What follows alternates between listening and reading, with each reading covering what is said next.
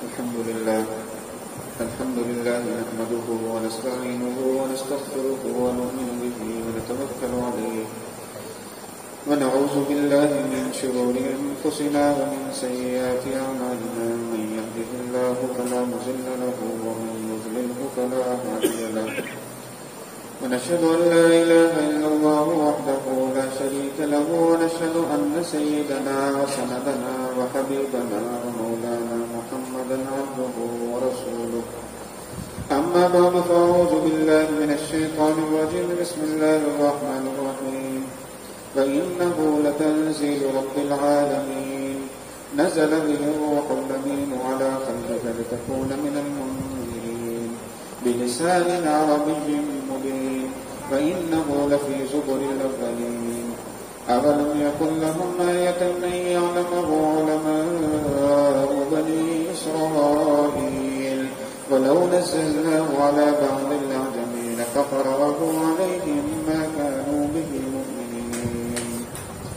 وقال تعالى في مقام آخر ألف لام را كتاب أنزلناه إليك لتخرج الناس من الظلمات إلى النور بإذن ربهم إلى صراط العزيز الحميد.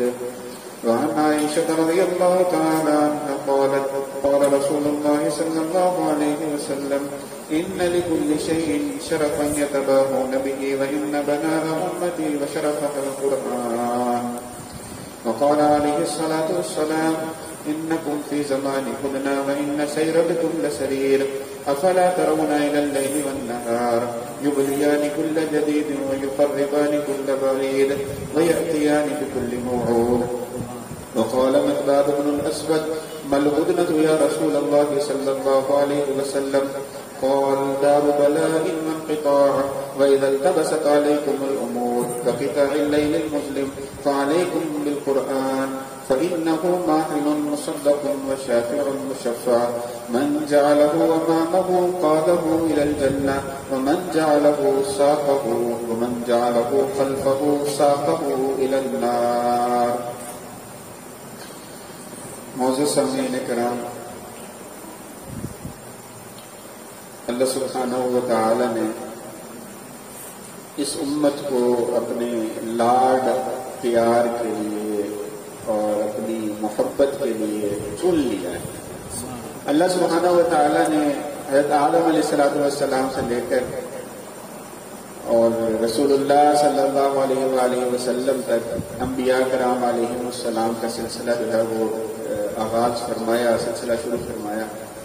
اس کے اندر مختلف امتیں اللہ نے پیدا فرمائی اور ان امتوں کی اللہ نے باری باری خرابیاں قرآن کریم میں ذکر فرمائی. ہر امت کی خرابیاں اللہ نے ذکر فرما کر ان کی ہلاکت کا، ان کی تباہی کا فیصلہ جو فرمایا اس کا بھی ذکر فرمایا. اور جس امت کے لیے اس کتاب کو اللہ نے نازل کیا کہ اس کے اندر کوئی خرابی، کوئی برائی نہیں تھی، اللہ سبحانہ و تعالی جہاں بھی اس امت کا ذکر فرماتے ہیں ساتھ ہی ایک دم سے لہجہ بدلتا ہوا معلوم ہوتا ہے. جیسے پیچھے کوئی بندہ کہیں جو ہے وہ غصے سے بات کرتا ہوا آ رہا ہو اور ایک دم جو ہے وہ اس کا لہجہ بدل جائے، ایک دم اس کی جو ہے وہ بات کے انداز، اس کی بات کا طرز جو ہے وہ بدل جائے. اس طرح سے قرآن کا اسلوب ہے اس امت کے متعلق. سورۃ حج جو ہے اس کو پڑھیں، اس کے اندر اللہ سبحانہ و تعالیٰ نے پیچھے جو ہے وہ کئی امتوں کا ذکر فرمایا اور ان کی جو ہے وہ ہلاکت کا، ان کی تباہی کا ذکر فرمایا.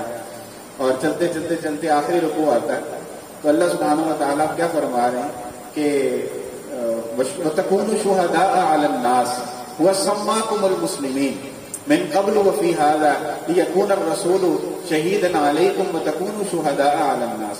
اللہ فرماتے کہ ہم نے تو آپ کا نام مسلمان رکھا ہے، یعنی پیار و محبت کا، فرط محبت کا یہ عالم ہے کہ اللہ سبحانہ و تعالیٰ باقاعدہ نام رکھ رہے ہیں. کسی کا نام رکھنا اس سے محبت کی، اس سے پیار کی علامت ہوتا ہے. اللہ سبحانہ و تعالیٰ فرماتے تمہارا نام ہم نے اسلام والا رکھا. اور پھر شرف در شرف یہ کہ اللہ فرماتے کہ ساری امتوں پر ہم نے آپ کو گواہ بنایا. اب امت تو سب سے آخر میں آئی ہے، ہمیں کیا پتا قوم عاد نے کیا کیا، قوم سمود نے کیا کیا، قوم نوح نے کیا کیا، قوم لوط نے کیا کیا. اللہ سبحانہ و تعالیٰ فرماتے ہیں کہ ہم اس امت کو تمام امتوں پر گواہ بنائیں گے. وَتَكُونُوا شُهَدَاءَ عَلَى النَّاسِ، اللہ جو ہے نا اس رسول کو جو ہے وہ گواہ بنائیں گے اور اس امت کو تمام لوگوں کے لیے گواہ بنائیں گے۔ اور اس کے بعد جو ہے وہ کنتم خیر امت، یہ تو سب سے جو ہے وہ واضح سند ہے اس امت کے خیر امت ہونے کی، سب سے بہترین امت ہونے کی، سب سے جو ہے وہ اعلیٰ اور افضل امت ہونے کی۔ اس کے بعد اللہ سبحانہ و تعالیٰ نے ایسے ایسے شرف اور انعامات اس امت کو نوازے جو اس سے پہلے کسی امت کو نہیں نوازے تھے، یہاں تک کہ اس امت کے امتیوں کو، نبی تو نبی ہیں، اس امت کے امتیوں کی وجہ سے اللہ سبحانہ و تعالیٰ اپنے شریعت کے احکامات کے اندر رد و بدل فرماتے رہے، ان کے لیے آسانیاں پیدا کرتے رہے۔ روزہ تھا تو ایک کھانا تھا، جو روزہ پیچھے چلتا آ رہا تھا وہ یہی تھا کہ ایک مرتبہ سو گئے تو اگلے دن کا روزہ شروع ہو گیا۔ صحابی آئے مزدوری کر کے اور کھانے کا پوچھا ہے تو بیگم صاحبہ نے کہا کہ کھانے کی بھی تیاری کرنی ہے، اور جو ہے یہ تھکے ہوئے تھے، ان کو نیند آ گئی، تو اللہ سبحانہ و تعالیٰ یہ جب اگلے دن جب سو گئے، بیگم نے کھانے کا انتظام کیا، وہ لے کر آئی، تو انہوں نے کہا بھی تو ہلاک ہو گیا کہ پچھلے دن پوری مزدوری کی، کھانے کا وقت آیا تو سو گیا، اب نیا روزہ شروع ہو گیا، اب روزہ تو رکھنا تھا، اب اٹھ کر پھر چلے گئے مزدوری پر، تو وہاں پر حالت خراب ہوگی، حالت غیر ہوگی۔ تو اللہ سبحانہ و تعالیٰ نے فرمایا کلوا واشربوا حتی یتبین لکم الخیط الابیض من الخیط الاسود من الفجر۔ اللہ نے حکم بدل دیا، اللہ نے فرمایا مغرب سے لے کر سحری کے وقت تک، صبح صادق تک کھاؤ پیو، جب تک کہ جو ہے وہ سحری کا وقت یعنی صبح صادق کا وقت نہ ہو جائے تب تک کے لیے اجازت اور چھوٹ دی جاتی ہے۔ امت کے لیے حکم بدل گیا ایک امتی کی وجہ سے۔ صحابی آئے ہیں رسول اللہ صلی اللہ علیہ وسلم کے پاس کہ یا رسول اللہ روزہ تھا، بیوی کے پاس چلا گیا، اب مجھے جو ہے وہ کوئی اس کا کفارہ بتائیں۔ حضور نے فرمایا کہ 2 مہینے کے روزے رکھو۔ انہوں نے کہا یا رسول اللہ ایک رکھا تھا تو اس کا یہ حشر ہوا ہے، 2 مہینے رکھوں گا تو پھر پتہ نہیں کیا ہوگا۔ انہوں نے کہا پھر 60 مسکینوں کو کھانا کھلا۔ انہوں نے کہا یا رسول اللہ میں تو خود مسکین ہوں، میں اپنے سے زیادہ مسکین پورے مدینے میں کسی کو نہیں دیکھتا۔ تو آپ صلی اللہ علیہ وسلم مسکرا پڑے، آپ نے فرمایا کہ چلو بیٹھو انتظار کرو، کوئی چیز آتی ہے تو پھر تمہارے لیے جو ہے وہ انتظام کرتے ہیں۔ اتنی دیر میں جو ہے آپ صلی اللہ علیہ وسلم کے پاس کچھ کھجوریں آئیں، اب وہ 60 مسکینوں کے لیے کافی بھی نہیں تھی۔ آپ علیہ السلام نے فرمایا کہ بھئی یہ شارع امت کے پاس آئے تھے نا، کسی عام آدمی کے پاس تو نہیں آئے تھے، جو نبی شریعت والے تھے انہی کے پاس آئے تھے۔ انہوں نے فرمایا کہ یہ بھئی یہ کھجوریں ہیں، ان کو صدقہ کر دو، تمہاری طرف سے کفارہ ہو جائے گا۔ انہوں نے کہا یا رسول اللہ میں نے تو پہلے ہی عرض کیا کہ پورے مدینے میں مجھ سے غریب آدمی ہے ہی کوئی نہیں، مجھ سے مسکین کوئی ہو تو اس کو صدقہ کرو، میں تو سب سے مسکین ہوں۔ تو آپ علیہ السلام نے ہنس کے فرمایا کہ بھئی تو ہی کھا لے تو یہ تیرے لیے کفارہ ادا ہو جائے گا۔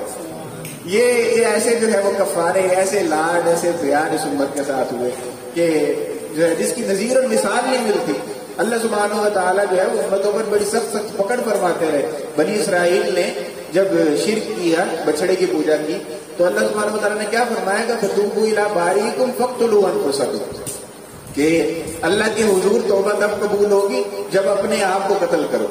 تو بنی اسرائیل نے اپنے خون کے رشتہ داروں کو قتل کیا، روایات کے اندر ملتا ہے۔ اسی آیت کی تفسیر کے اندر مفسرین نے لکھا، کچھ نے جو ہے وہ اس کی تعداد بھی لکھی 40,000، کچھ نے 70,000 لکھی کہ ایک ہی جگہ پر میدان طے کے اندر اتنے خون کے رشتہ داروں نے ایک دوسرے کو قتل کیا، پھر اللہ نے ان کی توبہ قبول فرمائی۔ اور اس امت پر کیا انعام ہے؟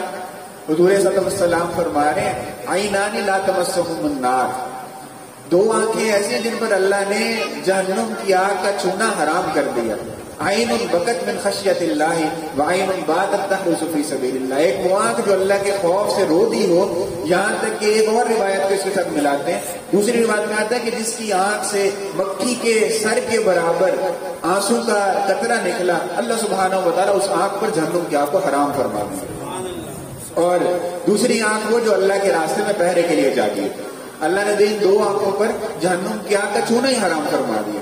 اور فرمایا کہ جب تک جو ہے وہ انسان توبہ کرتا رہے گا، استغفار کرتے رہے گا، تو اللہ سبحانہ و تعالیٰ ان کو معاف کرتے رہیں گے، شیطان کا زور ان پر چلنے نہیں دیں گے۔ وما كان الله ليعذبهم وانت فيهم وما كان الله معذبهم وهم يستغفرون، اللہ فرما رہے کہ اللہ تو ایسا ہے ہی نہیں کہ وہ ان کو عذاب دے جبکہ آپ ان میں موجود ہوں، اور نہ ہی اللہ ایسا ہے کہ وہ ان کو اس وقت عذاب دے جبکہ یہ استغفار کرتے ہوں یا بلکہ اس کے حضور توبہ کرتے ہوں، استغفار کرتے ہوں تو اللہ ان کو عذاب دے۔ اللہ ایسا ہرگز نہیں ہے۔ توبہ کیا ہے کہ بس پچھتاوے کی وجہ سے، ندامت کی وجہ سے اللہ کے حضور پیش ہو کے ایک مرتبہ کہہ دے اللہ میری توبہ، اللہ فرماتے میں سبھی معاف کر دوں۔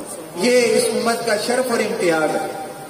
جتنے مرضی گناہ کیے ہوں، 70 سال 80 سال عمر ہو گئی، ساری زندگی گناہوں کے اندر بسر کی ہو، ایک مرتبہ ندامت اور شرمندگی سے اللہ کے حضور پیش ہو کے کہہ دے اللہ میری توبہ، اللہ فرماتے ہیں میں ساری معاف کر دوں گا.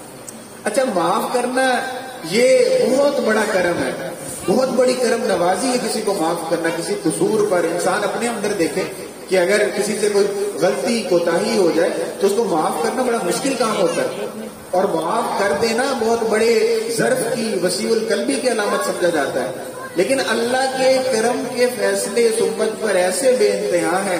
اللہ فرما رہے الا من تاب وآمن وعمل عملا صالحا، جو کہ توبہ کر لے، ایمان لے آئے، عمل صالح کرے تو ہم اس کو معاف کر دیں گے. نہیں، اللہ فرماتے ہیں کہ فاولئک یبدل اللہ سیئاتہم حسنات.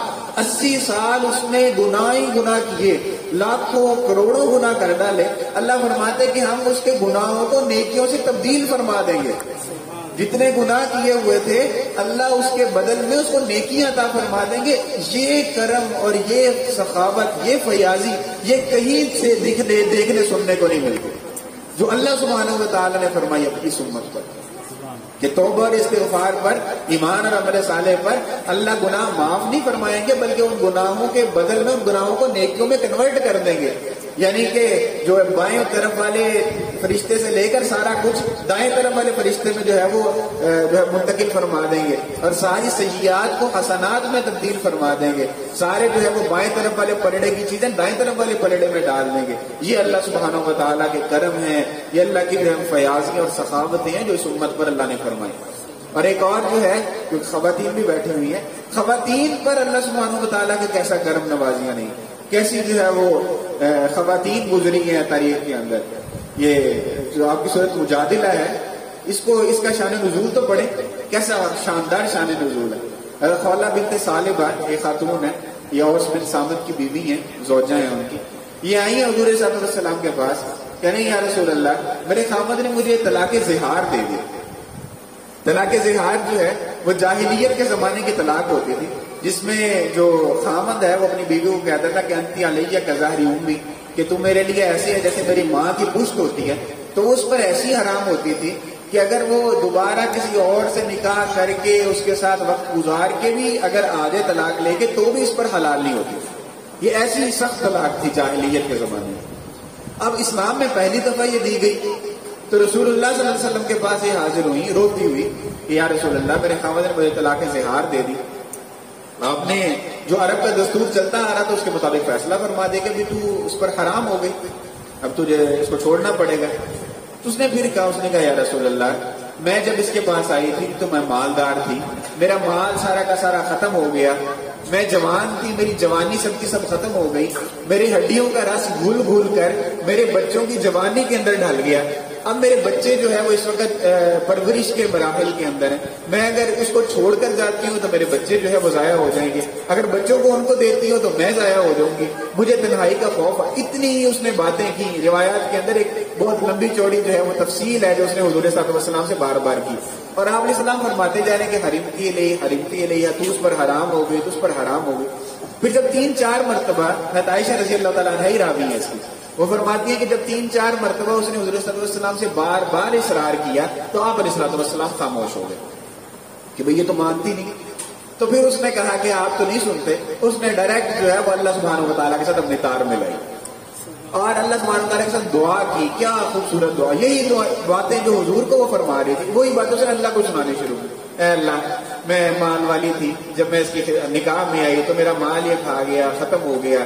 پھر میں جوان تھی، اب جو ہے وہ میری ہڈیوں کا رس گل گل کر میرے بچے جو ہے وہ پیدا ہوتے رہے، میرے بچے چھوٹے چھوٹے ہیں، میں ان کو چھوڑ کر جاتی ہوں تو میں نہیں رہ سکتی، کہیں اور جاتی ہوں تو کوئی مجھے اپنے نکاح میں نہیں لے گا کہ عمر میری زیادہ ہو گئی، دور ہوتی ہو تنہائی اور وحشت کا خوف مجھے کھاتا ہے. یا اللہ تو دعا سنیے گا، دعا، اے اللہ تو اپنے حبیب کے دل پر میرے حق میں فیصلہ ہوتا. یہ نہیں فرمایا کہ اے اللہ تو میرے ساتھ انصاف فرما، یہ نہیں فرمایا کہ اللہ جو تجھے بہتر لگتا ہے تو فرما. فرمایا تو اپنے حبیب کے دل پر میرے حق میں فیصلہ میرے حق میں ہونا چاہیے، میرے خلاف نہیں ہونا چاہیے. اے اللہ تو اپنے حبیب کے دل پر میرے حق میں فیصلہ ہوتا. ایک گڑیا کی دعا اللہ نے کیسے سنی؟ اللہ نے قرآن کی آیات نازل فرمائی. قد سمع اللہ، تحقیق اللہ نے سن لیا. مفسرین فرماتے ہیں یہاں سمیا سے مراد سن لینا نہیں، اجابت ہے کہ اللہ نے نہ صرف سن لیا بلکہ قبول بھی فرما لیا. یہ وہ سماعت ہے.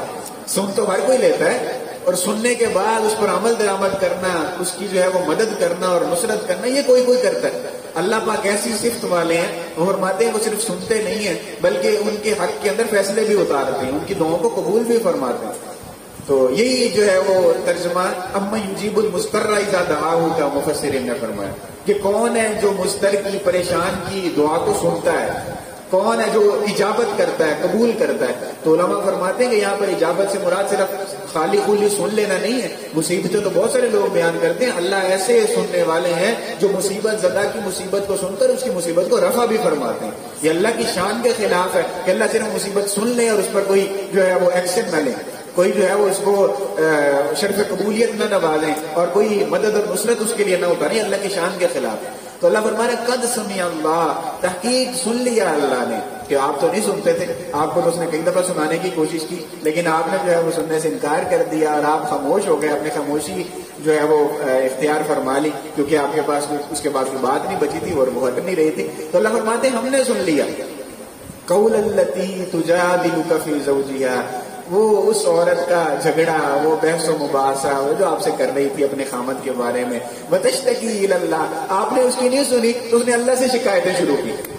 اور واللہ یسمع تحاورکما، اللہ سنتا جا رہا تھا آپ دونوں کے سوال و جواب، آپ کی بحث و تکرار اللہ سنتا جا رہا تھا. ان اللہ سمیع بصیر، اللہ سنے کیوں نہ، وہ سننے والا اور دیکھنے والا تو ہے. اور پھر اللہ سبحانہ و تعالیٰ نے جو ہے وہ آگے سارا کا سارا طلاق زہار کی نفی فرمائی. اللہ فرماتے الذین یظاہرون منکم من نسائہم ما ہن امہاتہم، اگر کسی نے اپنی بیگم کو کہہ ہی دیا بیوی کو کہ تو میرے لیے میری ماں کی پشت کی طرح، تو اس سے اس کی ماں تو نہیں بن گئی. ان امہاتہم الا اللہ ولدنہم، ان کی مائیں تو وہ ہیں جنہوں نے ان کو جنا ہے، ان کو پیدا کیا ہے. اللہ اس عورت کے دفاع کے اندر آیات ایسے نازل فرما رہے ہیں کہ کسی کو ماں کہہ دینے سے بھلا اس کی تو ماں بن جاتی ہے، ماں تو وہ ہے جس نے اس کو پیدا کیا. تو اللہ پر ایسے جو ہے وہ حکم اتار رہے ہیں اور فرما رہے ہیں کہ اگر کوئی جو ہے وہ طلاق زہار دے بیٹھے تو پھر وہ کیا کرے، یا تو غلام آزاد کرے، یا پھر جو ہے وہ 2 مہینے کے متواتر روزے رکھے، یا پھر جو ہے وہ 60 مسکینوں کو کھانا کھلائے، اور یہ جو ہے اس کی طلاق زہار کا کفارہ ہو جائے گا اور وہ اس عورت جو ہے اس مرد کے لیے حلال ہو جائے گی. یہ ایک عورت کا کیس ہے جو اپنے رسول اللہ صلی اللہ علیہ وسلم کے پاس جو ہے وہ حاضر ہوئی اور اپنا کیس جو ہے وہ پیش کیا، اور اللہ نے ان کے حق کے اندر اپنے حبیب کے دل پر فیصلہ اتارا قرآن کی شکل میں کہ میں اور آپ آج جو ہے وہ 1450 سال کے بعد بیٹھ کر خولہ بنت ثعلبہ کی شان ڈسکس کر رہے ہیں. ان کے شان اور ان کے مقام کا اندازہ اس سے لگایا جا سکتا ہے کہ ایک کیس پر اللہ نے قرآن کی آیات اتاری. اور یہی جو ہے وہ خولہ ایک مرتبہ حضرت عمر رضی اللہ تعالیٰ عنہ کو، تب ان کی عمر اور زیادہ ہوگی، عمر کے حضرت عمر رضی اللہ خلافت کے زمانے میں پہلے ہی بوڑھی ہو چکی تھی تو ان کی ذوق بہت زیادہ ہو گیا. ایک جگہ پر وہ فرماتے ہیں حضرت عمر ان کے ساتھی جا رہے تھے، حضرت عمر کو روک کر جو ہے وہ کچھ باتیں فرمائی بڑی سخت قسم کی. وہ فرمایا کہ اللہ کی رعیت کے بارے میں اللہ سے ڈرتے رہے، اور جب انسان اللہ سے ڈرتا رہتا ہے تو دور کے لوگ بھی اس کو اپنے قریبی رشتے داروں جیسے لگتے ہیں.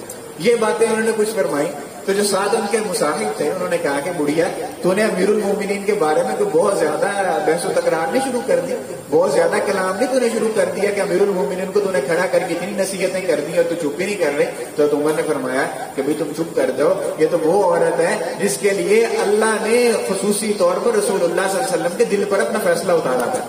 یہ تو وہ عورت ہے جس کو براہ راست 7 آسمانوں پہ اللہ سبحانہ و تعالیٰ سنتے ہیں. عمر تو اس بات کا زیادہ حقدار ہے کہ اس کی بات کو سنیں. یہ جو ہے یہ امت کی عورتوں کا حال ہے. حضرت عمر رضی اللہ تعالیٰ عنہ جو ہے وہ ممبر پر کھڑے ہیں اور کہہ رہے ہیں کہ آج سے جو ہے وہ میں اعلان کرتا ہوں کہ مدینہ کے مرد جو ہے وہ حق مہر کے اندر کمی کریں.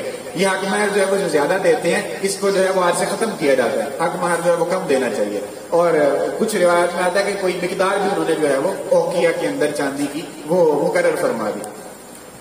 ممبر سے اترے ہیں تو ایک عورت نے راستہ روک لیا. انہوں نے کہا عمر امیر المومنین کمال ہے کہ اللہ تو ہمیں نوازنا چاہتے ہیں اور آپ ہمیں محروم کرنا چاہتے ہیں. انہوں نے کہا کیا ہو گیا، میں نے ایسی کون سی بات کی. انہوں نے کہا آپ نے سورہ نساء نہیں پڑھی. اللہ فرماتے ہیں ان کنتن احداہن قنطارا فلا تاخذوا منه شیئا، کہ اللہ تو فرماتے ہیں اگر تم ان کو سونے چاندی کا ڈھیر بھی دے چکے ہو تو تب بھی اس میں سے کوئی چیز نہ لو. تو اللہ تو ہمیں سونے چاندی کے ڈھیر دینا چاہتا ہے اور آپ جو ہے وہ ہمیں محروم کرنا چاہتے ہیں. تو حضرت عمر رضی اللہ تعالیٰ عنہ کے چہرے کا رنگ بدل گیا. وہ فوراً جو ہے واپس ممبر پر گئے اور کہا کہ مدینے کی تو عورتیں بھی عمر سے زیادہ تفقہ والی ہیں، مدینے کی تو عورتیں بھی عمر سے زیادہ دین جاننے والی ہیں کہ عمر نے ایسا فیصلہ صادر فرما دیا جو کتاب اللہ کے خلاف تھا. عمر اپنی بات سے معذرت کرتا ہے. یہ جو ہے وہ امت کی عورتوں کا حال ہے. ایسی جو ہے وہ امت کی تفقہ اور علم والی عورتیں ہوتی ہیں. بہرحال اللہ سبحانہ و تعالیٰ نے اس امت پر بہت زیادہ شرف اور انعام اور فضل جو ہے اس امت کو عطا فرمایا، بہت زیادہ انعامات عطا فرمائے. اور امت کے اندر اس امت کو تمام امتوں میں بالاجماع جو ہے وہ شرف اور افتخار، فضل اور فضیلت عطا فرمائے. اور اس امت کے اندر ایک دوسرے پر فضیلت کس چیز پر ہو، یہ امت اس تمام امتوں سے افضل ہے، اس کے لیے اللہ سبحانہ رسول اللہ صلی اللہ علیہ وسلم نے اس کا معیار بھی بتا دیا. حضور فرمانے ان لکل شیء شرفا یتباہ النبی، ہر چیز کے لیے، ہر انسان کے لیے نہیں فرمایا، فرمایا ہر چیز کے لیے کوئی چیز ہوتی ہے جس کے ذریعے سے وہ لوگوں پر شرف اور افتخار رکھتا ہے، جس کے ذریعے سے وہ لوگوں پر فخر کرتا ہے. وَإِنَّ بَهَاءَ أُمَّتِي وَشَرَفَهَا الْقُرْآنُ، اور فرمایا کہ میری امت کا شرف، میری امت کا افتخار، میری امت کا فخر جو ہے وہ قرآن کی وجہ سے. اب امت سب امتوں سے افضل، اور امت میں سب سے افضل وہ جو قرآن والا. یہ جو ہے یہ اللہ سبحانہ و تعالیٰ رسول اللہ صلی اللہ علیہ وسلم کا معیار ہے، یہ میرا اور آپ کا معیار نہیں. جس کے دل میں قرآن کریم ہے وہ شخص پوری امت میں سب سے زیادہ افضل. یہ رسول اللہ صلی اللہ علیہ وسلم کا پکا ٹھکا فیصلہ. احد کے اندر شہید ہوئے صحابہ، بڑا عجیب، بڑا ایمان افروز واقعہ. احد کے اندر صحابہ کرام شہید ہوئے، 70 کے قریب صحابہ شہید ہوئے. رسول اللہ صلی اللہ علیہ وسلم کی ان کی تدفین کا مرحلہ آیا تو رسول اللہ صلی اللہ علیہ وسلم سے پوچھا گیا کہ یا رسول اللہ اب ان کو تدفین کرنی ہے، قبر کے اندر ایک ایک قبر میں کئی کئی شہداء کو دفن کرنا ہے، تو کیا ترتیب رکھی جائے؟ آپ علیہ السلام پوچھتے تھے کہ ان میں سے قرآن کس کو زیادہ یاد تھا؟ تو جس کا قرآن زیادہ یاد تھا اس کو قبر میں پہلے رکھا جاتا.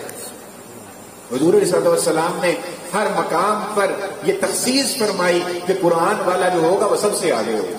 آج بھی قرآن والا ہی سب سے آگے ہوگا.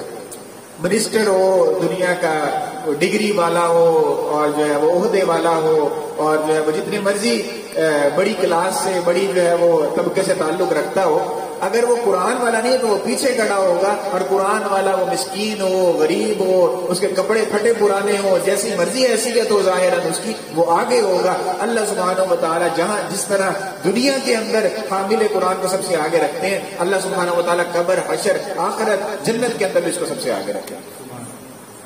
تو یہ اس امت کا شرف اور امتیاز ہے جو اللہ سبحانہ و تعالیٰ نے بالخصوص اس کو عطا فرمایا. اس لیے اپنے بچوں کے لیے قرآن کریم کو جو ہے وہ اس کو پہلی ترجیحی بنیادوں پر ان کو قرآن کریم پڑھائیں. یہ مدرسہ، یہ چار دیواری جو اللہ نے آپ کو دی، یہ دین کا مرکز، اللہ اس کو دین کا مرکز بنا دے. اللہ اس کو پوری دنیا کے اندر قرآن کی تعلیمات کا ذریعہ بنا دے.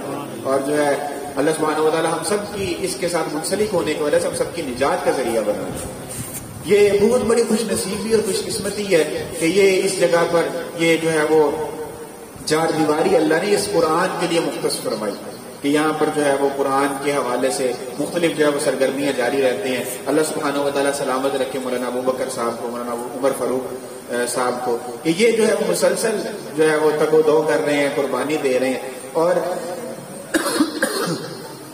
یہ ساری کی ساری چیزیں یہ صرف اور صرف اس لیے ہیں کہ ہمارے اور آپ کے بچے، ہمارے اور آپ کے رشتہ دار یہ قرآن والے بن جائیں، یہ قرآن کے تفقہ والے بن جائیں، یہ حاملین قرآن بن جائیں، اور یہ اس شرف کو، اس امتیاز کو، اس فخر کو حاصل کر لیں جو رسول اللہ صلی اللہ علیہ وسلم نے فرمایا اور جس امت کا اصل فخر اور امتیاز ہے. اور ایک اور حدیث کے اندر آتا ہے حاملین قرآن کے بارے میں بھی یہ فرمایا کہ جس شخص کو اللہ نے قرآن عطا فرمایا اور اس نے کسی دنیا والے کو دیکھ کر اس کے دل کے اندر کوئی خیال پیدا ہوا تو اس نے اس چیز کی نفی کی، اس چیز کو حقیر سمجھا جو اللہ نے اس کو عطا فرمائی، کہ اللہ نے اس کو تو دونوں جہانوں کی دولت عطا فرما دی، کہ جس قرآن کی وجہ سے نبی جو ہے وہ امام الانبیاء بنے، سید الانبیاء بنے، جس کی وجہ سے یہ امت سب سے شرف اور افتخار والی بنی، جس قرآن کو لانے والا فرشتہ سید الملائک بنا، پورے ملائک کی فوج ظفر موج میں جبرائیل امین حافظ قرآن ہے اور وہ فرشتوں کے سردار. اور فرشتوں کی فوج ظفر موج یہ انسانوں کی طرح نہیں ہے، مفسرین نے جو بیت المعمور کا جو ہے وہ تو تفسیر فرمائی ہے کہ بیت المعمور یہ بیت اللہ کے بالکل اوپر ساتویں آسمان پر ایک اور کعبۃ اللہ جس کے فرشتے طواف کرتے ہیں، اور 70,000 فرشتے ایک وقت میں اس کا طواف کرتے ہیں، اور جس فرشتے نے آج کے دن میں اس کا طواف کر لیا وہ قیامت تک اس کی دوبارہ باری نہیں آئے گی، اتنی فوج ظفر موج اللہ کے پاس فرشتوں کی ہے۔ تو سب کے اندر صرف اور صرف جبرائیل امین جو ہے وہ ہے جو قرآن کریم کو لے کر آئے، اور وہ حافظ قرآن ہے اور حامل قرآن ہے، اس میں کوئی شک نہیں۔ رسول اللہ صلی اللہ علیہ وسلم نے اپنے قرآن کریم کے دور جبرائیل امین سے فرمائے۔ جس طرح سے جو آج حفاظ جو ہے وہ سنتے سناتے ہیں، یہ نسبت سیدھی جا کے رسول اللہ صلی اللہ علیہ وسلم اور جبرائیل سے جا کر جڑتی ہے۔ سننے والے جبرائیل امین اور سنانے والے رسول اللہ ہیں، اور سننے والے رسول اللہ اور سنانے والے جبرائیل امین۔ سبحان اللہ، کیا کہنے دور کرنے کرانے والوں کے۔ اور وہ فرشتے سب فرشتوں کے سردار ہیں، سید الملائکہ جو حامل قرآن ہے۔ تو اس لیے یہ قرآن والے، قرآن پڑھنا پڑھانا یہ دنیا کا سب سے عظیم ترین کام ہے، اس کو حقیر سمجھنا یہ گویا اپنی حقارت ہے، اپنی تحقیر ہے۔ اور اللہ سبحانہ و تعالیٰ نے یہ جتنے میں نے شرف اور امتیاز آپ کے سامنے عرض کیے، یہ سب کے سب اللہ نے اس کلام پاک کی وجہ سے، اس قرآن کریم کی وجہ سے اس امت کو عطا فرمایا۔ اور یہی جو ہے قرآن ہے جس کی وجہ سے رسول اللہ صلی اللہ علیہ وسلم فرماتے ہیں کہ اللہ پاک جو ہے وہ اس قرآن کی وجہ سے بہت ساری امتوں کو جو ہے وہ بلندیاں عطا فرمائیں گے، اور بہت ساری امتیں اس کی وجہ سے جو ہے وہ پستیوں میں گریں گے۔ ان اللہ یرفع بہذا الکتاب اقواما ویضع به آخرین، اللہ پاک اس کتاب کی وجہ سے امتوں کو بلندیاں بھی عطا فرمائے گا، اور اس کتاب کی وجہ سے امتیں پستیوں میں بھی گریں گی۔ وہاں کے لیے حضور نے یہ حدیث میں شروع میں آپ کے سامنے عرض کی کہ آپ صلی اللہ علیہ وسلم نے فرمایا کہ جب بہت فتنے اور فساد اور جو ہے وہ شرور تمہیں گھیر لے تو فعلیکم بالقرآن، تو پھر تمہارے لیے قرآن ہے۔ فإنہ ماحل مصدق، یہ ایسا جھگڑا کرنے والا ہے جس کا جھگڑا اللہ نے تسلیم کر لیا۔ مختلف جھگڑے اللہ نے جو ہے وہ حدیث کے اندر ذکر فرمائے رسول اللہ صلی اللہ علیہ وسلم نے۔